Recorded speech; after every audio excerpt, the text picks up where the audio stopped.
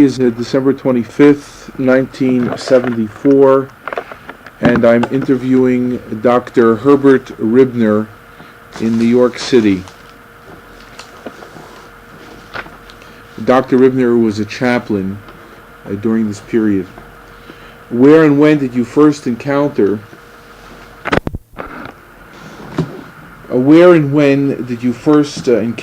Jewish survivors of the Holocaust? And particularly, who were these people? Were they concentration camp victims or individuals who hid during the war? What was your response to them? I first met them when I got to Italy, which was about May of 1944. And I met them in Naples, and I met them later when we took Rome. In Naples there was an orphanage where the children of refugees, some with parents, some without parents, were being kept. This was being supported by the Palestinian troops who came to me for assistance because they needed food there all the time, clothing or anything that we could possibly get for them. Later on, when Rome was taken, I met many people who had escaped from the Nazis, who had hidden, and who had survived by all kinds of devious methods. Very few of whom, however, had been in concentration camps. Now, what did they want from you during this period? The refugees in Rome were mostly on their own. They had established themselves as wage earners of one kind or another, or many of them on the black market. And the only time they came to me was for a favor, which was very unusual, and they didn't trouble me very much. The ones in the organized methods, for example in Naples, or as we moved up north in Italy, wherever we came to a town, the Palestinians would take over the town for Jewish assistance. They then came to me for food or for clothing or anything we could give them to help whoever they had in their schools. Now, how were you able to provide them with anything that they asked? In the beginning, it was very difficult to provide them with anything. The only way we got it was things we could chisel away from helpful commissaries or from people who had clothing which they didn't want. And the amount of assistance we gave them was very little. I remember one time they asked me to get sugar. I went to the man who was the chief quartermaster for the Naples area, who was British, a lieutenant colonel, and I told him I wanted sugar for this orphanage. He engaged me in a conversation which lasted over an hour, trying to persuade me that Jews had no business in Palestine, at the end of which he said he's sorry he couldn't give me any sugar. This kind of effort never did any good because through official channels there was nothing that was available. So, if official channels weren't open, what other channels were available to you? The only channels that were available were the ones where we had personal contact. Now, this personal contact for the Jewish chaplain was almost always through Jews who were in critical areas. If a Jew worked in a commissary, you could go to the Jew and say to him, look, if there's any stuff you want to throw away or anything which you could smuggle out for us, give it to us and we'll get it down. We could go to the PX, which I did on one occasion. I told the PX man that I was about to go visit soldiers up in the lines and I wanted to bring them candy.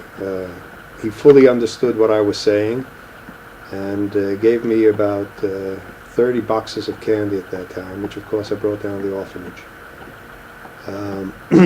This was all very piddling kind of stuff. And as I look back on it, not I nor any of the other Jewish chaplains which were of much assistance at this time to the Palestinian troops. The Palestinian troops, I understand, used to take from their own sources and from their own food allocations and give a part of it away for the use of the refugees. Now, some of the other chaplains who were in other areas, for instance in Austria, Germany, and other places, mentioned to me that when a situation like this arose, that they simply liberated various amounts of foodstuffs from warehouses or wherever they could get their hands on it. Was there any particular reason why you weren't able to do something like that? There were no such things in Italy that I knew of at this time. Later on, things became available. But neither the Italians had any warehouses or anything in them that we knew about or had access to. And surely we had no access to warehouses that belonged to the Allied troops. So the only thing we could do is get things as a favor. Later on, of course, it also became possible to send packages from the United States, but at this time it wasn't possible. Fine. Now we're talking in 1944 at this point, right? Now, at what point were you able to really start working effectively and helping the survivors of the Holocaust? Once the war was over, it became possible. Mm-hmm.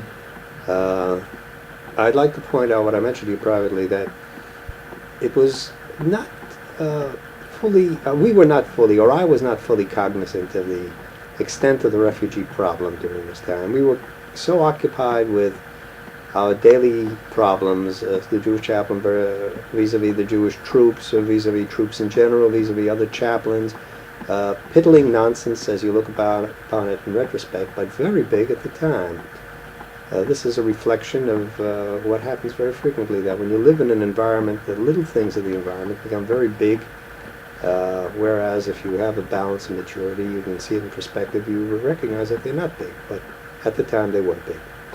Now, when the war was over, thousands and thousands of refugees appeared in Italy.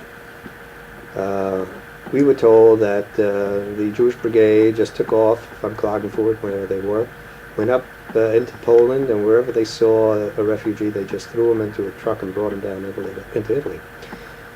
There appeared thousands in internment camps that nobody knew where they came from. And suddenly the British were faced with supplying food for them, clothing, especially as winter started to come into the offing, and they were in the mountainous regions of Italy. And it was a real problem as how they were going to survive a winter up there. Of course, it was solved later on by bringing them all down into the Bari area and eventually taken on only a bit. But I'm talking now about August, September, October of 45, where it was a real problem. At this time, the Palestinian troops, with whom I had kept in close contact all during this period, came to me and asked me could I do something to alleviate the problem of the possible winter. I went to one of the biggest bases that we had in the Marina de Pisa area, where one of our Jewish people was assistant chief. Do you remember names of... If it comes to me, I'll mention it. Okay. I don't at the moment. He said to me that he himself could do nothing because there's accountability for everything on the base. But he pointed out that across the road, near Marina de Pisa, there was a tremendous base consisting of captured German equipment, which was going to be turned over to the Italian government in the space of a week or so. And he said, why don't you go over there and see, maybe you can pick up some stuff. I was with a Jeep and a trailer, driven by my assistant, whose name was Tratner, T-R-A-T-T-N-E-R. And we drove over there, and I told the sergeant at the desk that I wanted to get some stuff for myself. He called out a lieutenant for permission to allow me to enter, because he needed permission. And the lieutenant, a first lieutenant, came out to see who it was that requested this position. This man was an obvious drunk. He had bleary eyes, red nose, he was staggering. And when he saw my insignia as a Jewish chaplain, he said, oh, let him go in there. So the chaplain wrote out on a little piece of paper permission for me to enter, and I did enter. It was an amazing sight. The base ran for, I would estimate, 150 acres. And every acre or so, or every half acre, was piled up with captured German equipment of all varieties. Sleeping bags, sheets, blankets, long stockings. I can hardly mention a piece of equipment which wasn't there other than actual military equipment. Leather goods abounded, thick leather that they used for shoes. I filled up my own Jeep and the trailer and took it out and went back to my base at Florence and turned the stuff over to the Palestinian troops who had warehousing on the grounds of the Florence synagogue. They impressed upon me the importance of getting a hold of as much as we could because of the possible use that this could be put to if the Jews remained in the mountains around Genoa, where they were mostly situated at this time. I called up Chaplain Sam Kaufman, who was the chaplain at Marina de Pisa base, and I told him I wanted 3 6x6 trucks and trailers, and to have them at the base the next day. I next went to Chaplain Pimontel, Pimontel, who was a British chaplain, and persuaded him to give me a bottle of scotch. Now you must understand that all kinds of liquor was available, but scotch was only available to British troops. I knew what this bottle of scotch would mean to a man who was a chronic alcoholic, and I took the next day I went with this bottle of scotch down to see the lieutenant again. The sergeant was still at the desk. I said, I'd like to see the lieutenant myself. He called out the lieutenant. I said to the lieutenant, Lieutenant, I got a present for you. And I gave him the bottle of scotch. His eyes almost popped out of his head. And while he was staring and hugging this bottle, I said to him, do you mind if I go back in there and get some more stuff? He turns to the sergeant and says, give the chaplain anything he wants. He then disappeared with the bottle of scotch, and I turned to deal with the sergeant. And I said to him, why don't you just give me a blank slip and I'll fill it out when I get inside. And he did that. He signed the bottom of it, and he turned me loose with my Jeep and trailer, which is all that he saw.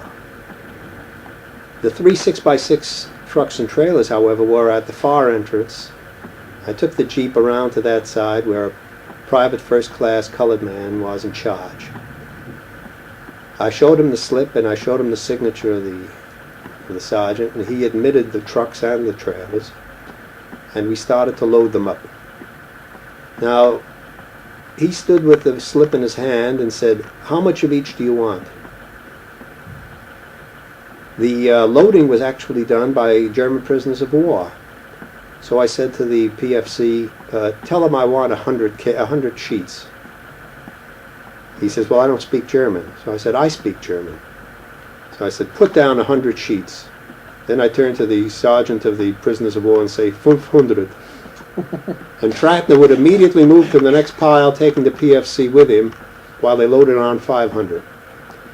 To make a long story short, we filled up the 3 trucks and trailers and drove them to Florence, where we filled up almost a complete hut with this stuff. I then went back to Tratner's office, where he had a half a bottle of whiskey. The PFC had given me back the slip.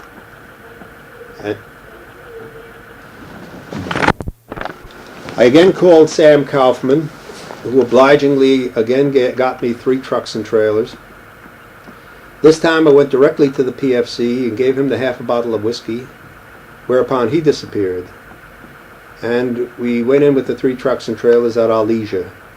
With me this time came Chaplain Goldfarb, who was another chaplain nearby, who couldn't get over the amount of material that we had and the simplicity with which we got the whole thing.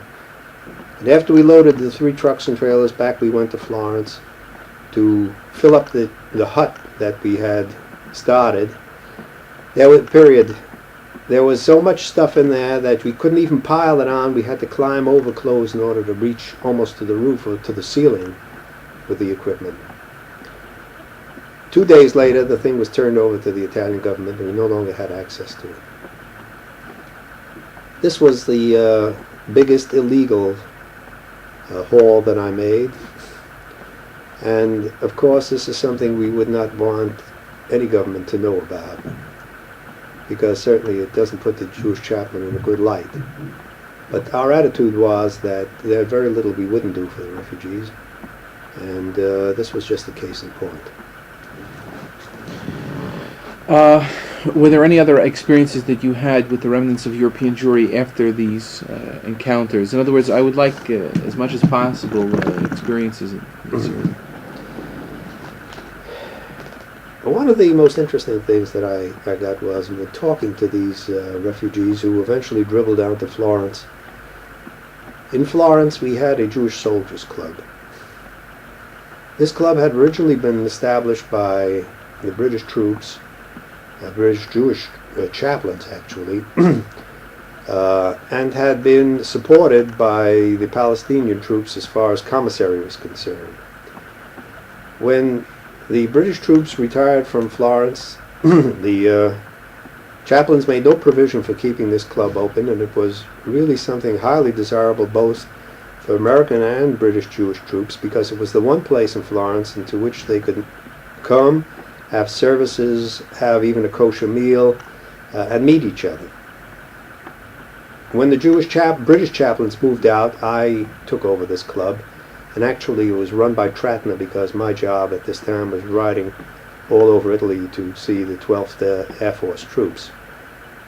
We kept this going for quite a few months until Tratna was transferred and I was transferred out of Italy. Frequently, because of the fact that this was a Jewish center, the refugees would appear as our guests, especially Friday night after services when we had an Onik Shabbat. Many of them were still quite sick, with that typical translucent skin which became the hallmark of the refugees. But their spirits were just wonderful. They would sing their concentration camp songs at the Onik Shabbat, and sometimes they would tell us of the things that they had been through, although that was rather difficult for them to do. But mostly their attitude was for the future. There was very little talk about the past. But I remember one thing that a thin, ascetic, almost Hasidic type told me when I asked them why didn't they fight back. He said this was one of the biggest mistakes they made, that they hadn't realized that they should fight back, that they had been deluded by all kinds of promises. But that if they had learned anything, they had learned, and I use his words, "Wir muss kämpfen, tumid kämpfen."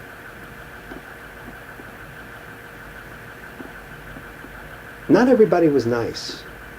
We had people who had learned in the concentration camp to live by their wits, to be aggressive, and sometimes these people were intolerable. You just couldn't do enough for them, and they always were demanding more and demanding more. No matter how much you had a sympathy with them, they simply turned you off. But on the whole, they were meek, thankful, grateful, cooperative, and inspired anybody who came in touch with them to do anything they could to salvage this remnant. Now, what other type of things were you able to provide for them? Very little else except for individual people. For example, somebody would need a pair of shoes.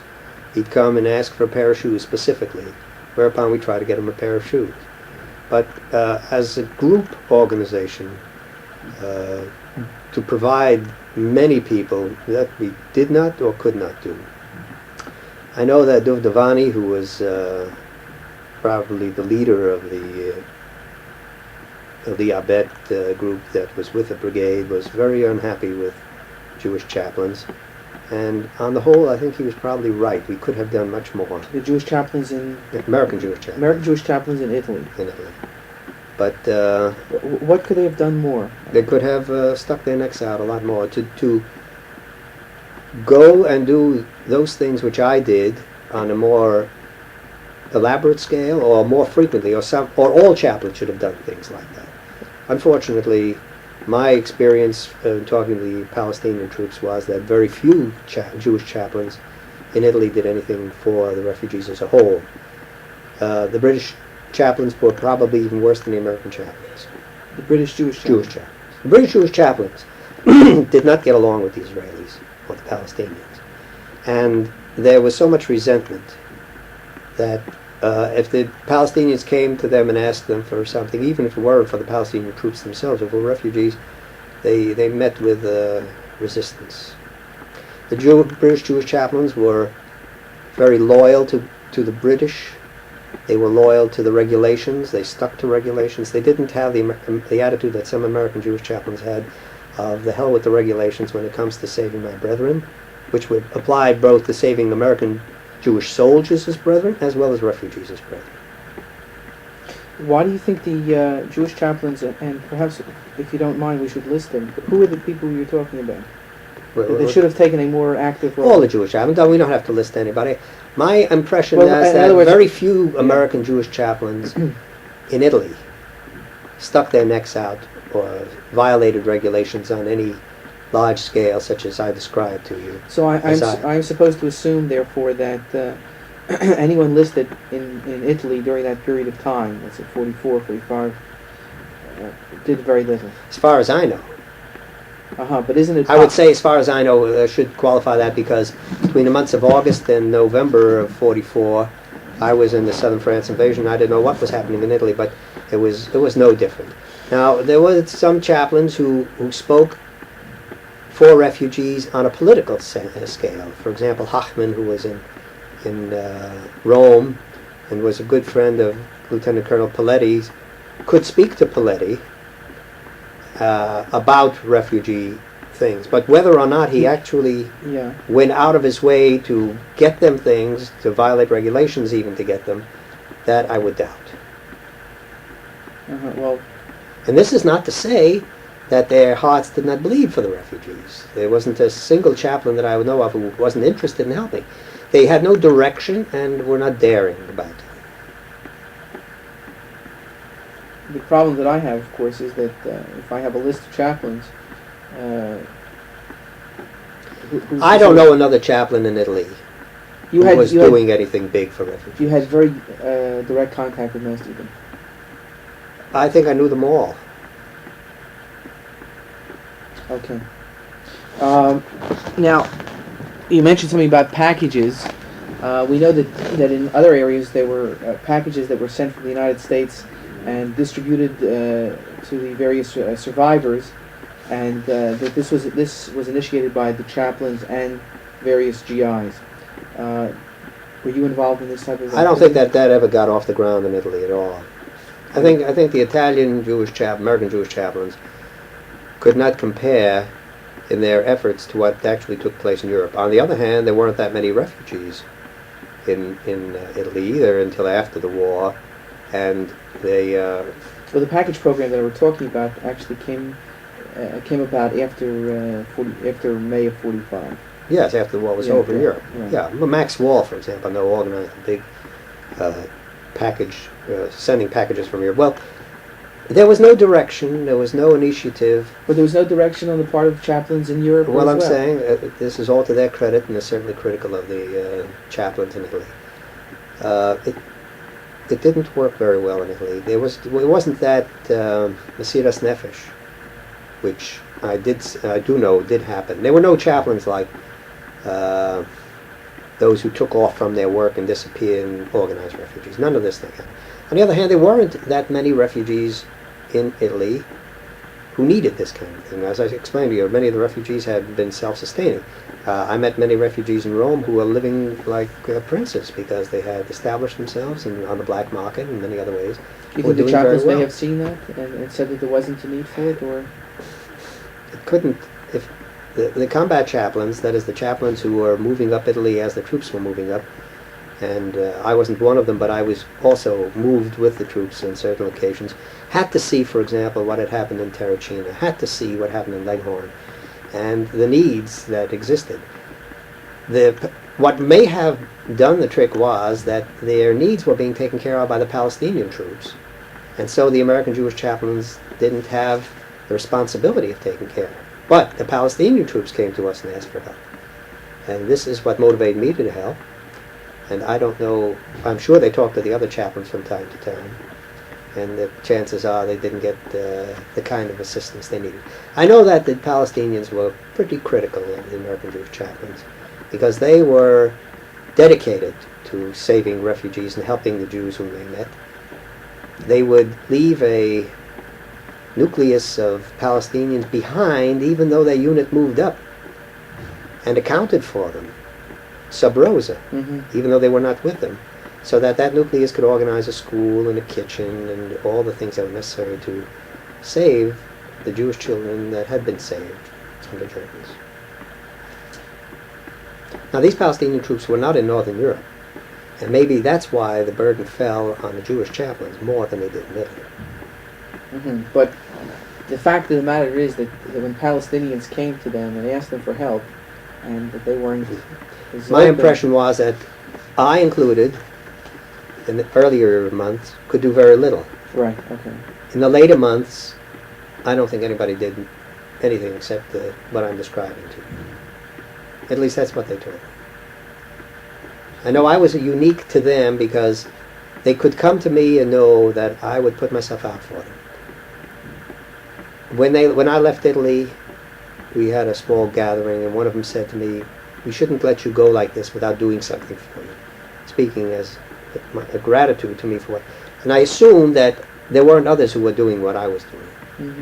I take no credit for it because these were my brethren just as much as the Palestinians. But nevertheless, the implication was that the American chaplains in Italy had not helped much.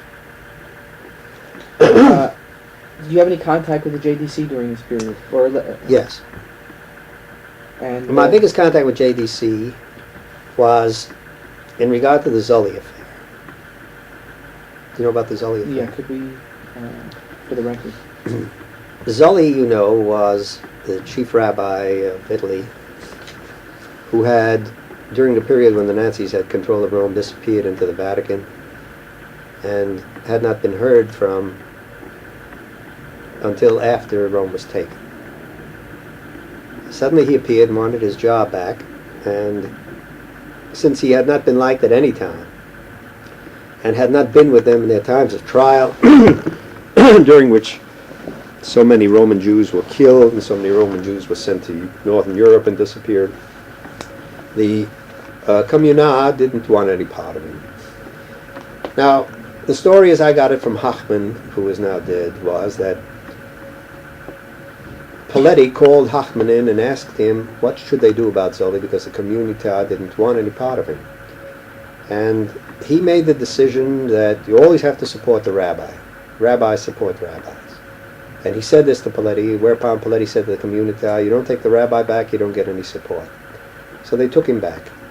But they had no use for him, and wherever they could, they neglected calling him in on things. I remember going into the Tempio one day, and Zully was furious because they had kept him out of the ritual of writing the name of a Jewish child in a book, such as a baptismal book. And he was very angry about the whole thing. In order to cement the relationships between the Communità and Zully, Greenfield, or Greenspan, I forget his name. Harry Greenspan? Greenspan was his name? Greenstein, who was a joint distribution chief for Europe or something like that. He came through Italy anyhow about this time. Yeah. It must have been about November of 1944, because I had just come back from the southern France invasion, and they had split up Itusa from Natusa, and I had chosen to go back to Natusa, which was in Italy. And we had a long talk about the condition of the Jews in southern France, and I told him at that time how wonderfully they had treated the chief rabbi of Lyon when Lyon was taken. I happened to be in Lyon the day it was taken. And he came down from the hills where he had been with the FFI, and they couldn't do enough for him because he was their true pastor, even though he was away all this time. He kept in touch with them, and he wrote them letters of support and everything else, so they greeted him very warmly. So he said, "Oh, tell you what you do. We'll have a meeting of the Communità and Zully, and you tell them what happened in Lyon. Maybe they'll take the inspiration of the way the community of Lyon treated their chief rabbi, and they'll do the same thing here in Rome." And we did that. Had a big meeting with all the Pnei of the Communità there, and Zully was there, and I addressed the group and didn't tell them what to do, but told them essentially what my experiences were of the Jews in southern France, with the implication that Kimo, they took care of their rabbi, so you should take care of your rabbi. They listened very politely through the translator and immediately forgot about the whole thing because they wanted no part of Zolly whatsoever. And the next thing we knew is that Zolly converted.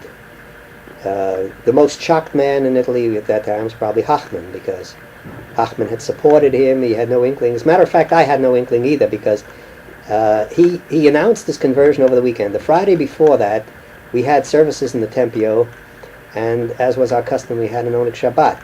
And Zolly spoke to us at the Onik Shabbat, and he tells us a story like this. He said he came across in the Jesuit source the following story. A rabbi was approached by a Jesuit to convert. So he said, I can't convert. He says, well, why can't you convert? He says, Monashach, he says, if God is God, he shouldn't have a son. If he had a son, he had to have him be married, because could you ever think that God would have a mamza? So that sounded very funny in terms of what he did 2 days later. Nevertheless, the fact was that he did it, and Hachman went up to his house to see him and get an explanation.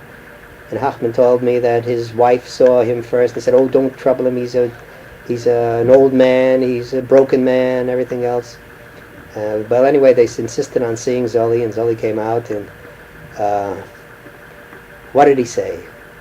As Hachman tells, he says, I thought he would say that after 70 years he sees the light, and now he's been wrong all these years, and now he wants to die in the bosom of the church. But all he said was, they did this to me, they did that to me, and I showed them.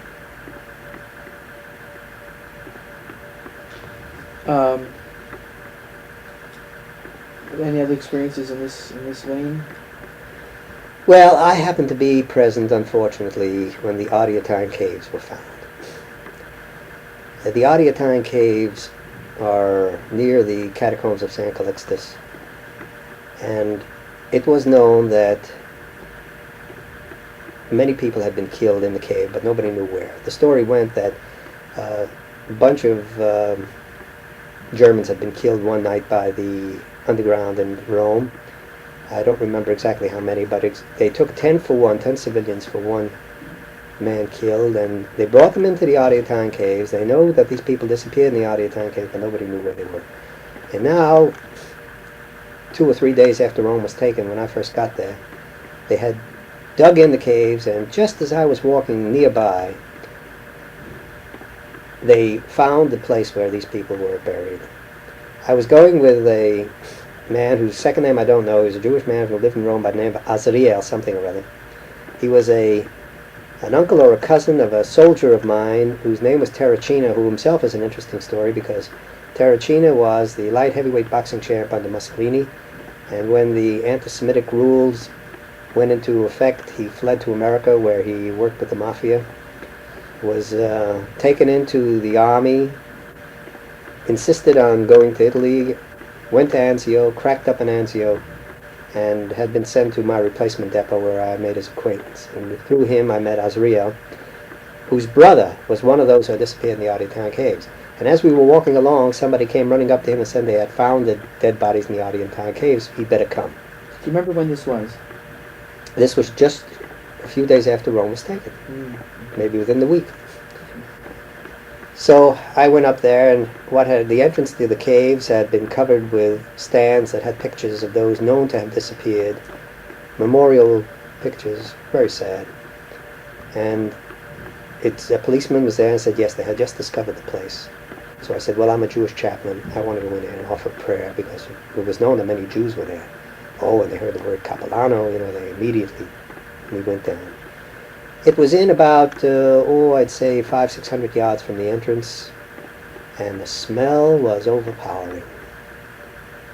And we came to the place where the actual grave was. What had happened is that these hundreds of people had been led into a side channel off the main passageway in the caves. They had been machine pistoled against the wall. Then the walls had been blown in so that it sealed them into a kind of a room, with scattering of dirt over them. And what had actually been found was this sealed area which now had been taken down about 6 feet from the ceiling so that you could look into this thing. And big floodlights had been put in there so that they could work and lower this thing. So I climbed up on top of this thing. And there were all these bodies. Of course, nobody had gotten to the bodies yet because they had just gotten 6 feet down from the top. And the stench, it was a sight. So I said, Kamel Rahman for them. What else could they do? And we left. But this had become a shrine. There are many Jews among them. I don't know who buried them there. Any other experiences that you... Well, but these have nothing to do with refugees. You know. Okay. You must understand that most of the work that chaplains did, even their sub-rosa work, was relative to other Jewish soldiers, whom we were bound to protect if we possibly could, and these are not your interest. Mm-hmm. Were there any other illegal activities that you were involved in during this period?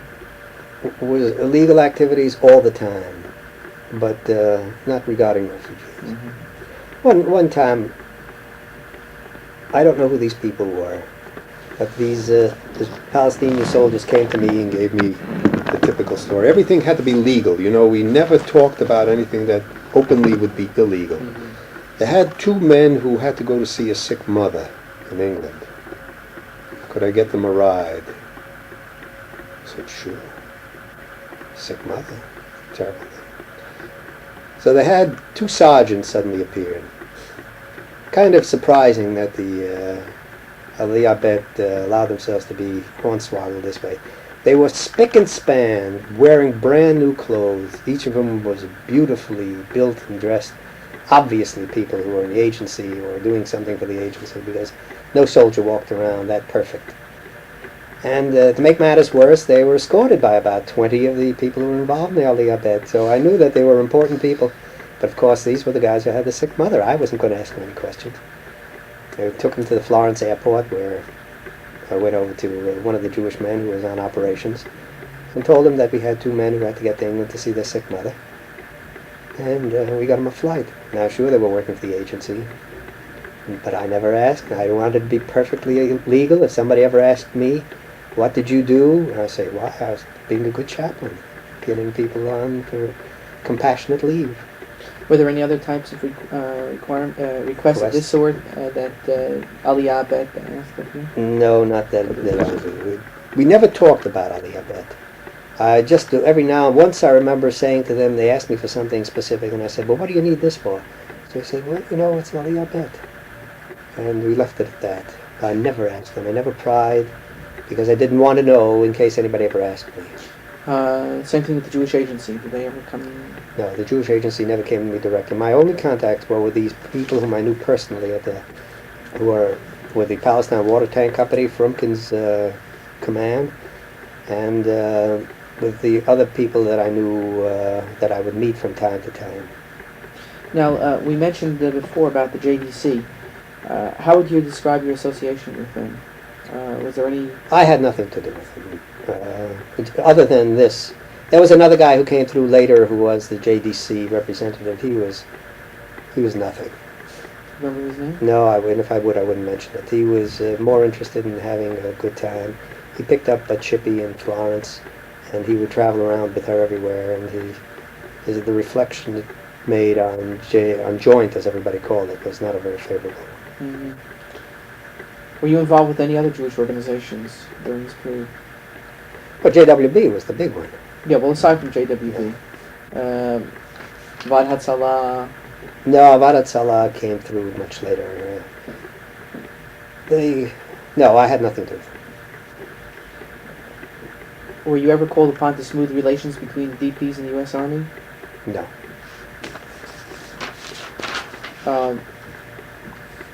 Were you ever involved in collecting guns, ammunition, and or money to be sent to Palestine? The only gun that I ever smuggled in was my own gun. I had a P-38, which I had taken off a German that I had captured personally. And I had it treated.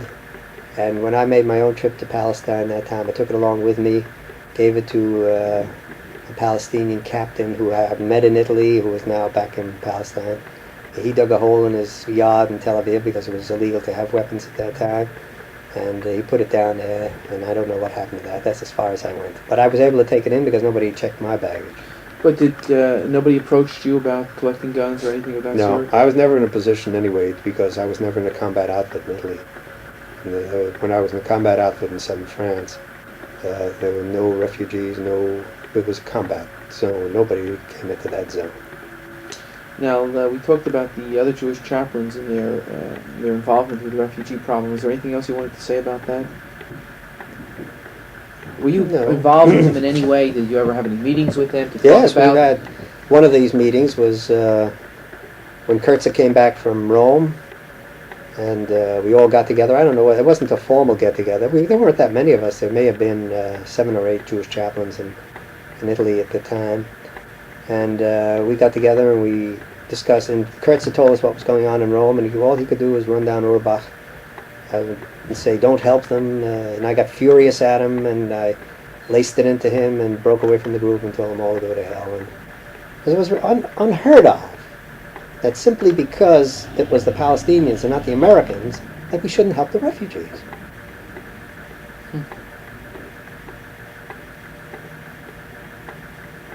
How would you characterize the role of the American Jewish chaplain during this period from 44 to 48? Vis-a-vis the refugees? Vis-a-vis the refugees. Well, I don't think that the Jewish chaplains in Italy did a hell of a lot for them. Although, as I explained, there may not have been this pressing need that was found in Northern Europe when the Jewish chaplains came in there. And that's only because the Palestinian mortar tank companies and the other Palestinian companies who antedated the Jewish brigade had done such a magnificent job for Jews wherever they went. Now, is there any other area that I've not touched upon you feel should be discussed between 1944 and 1948, the role of the American Jewish chaplain? I can only speak for Italy. And it didn't become a big problem. The big problem came only after the war, at which time there were other organizations that could do infinitely more for the refugees than we, that is, we being the American Jewish chaplains, because the Aliyah Bet had taken over, and the smuggling of bodies into Palestine had already begun on a big scale. The earlier one that I was familiar with about getting bodies in was, of course, the trick that they had among the Palestinian troops of marrying Italian girls, shipping them to Palestine, and then having them divorced there. This caused a tremendous amount of friction with the British Jewish chaplains. And it's an indication, I think it's historically indicative of an attitude which we must understand about the Golan in general. The British Jewish chaplains were tremendously loyal to Britain and were very worried about the reputation of the Jew vis-a-vis the British.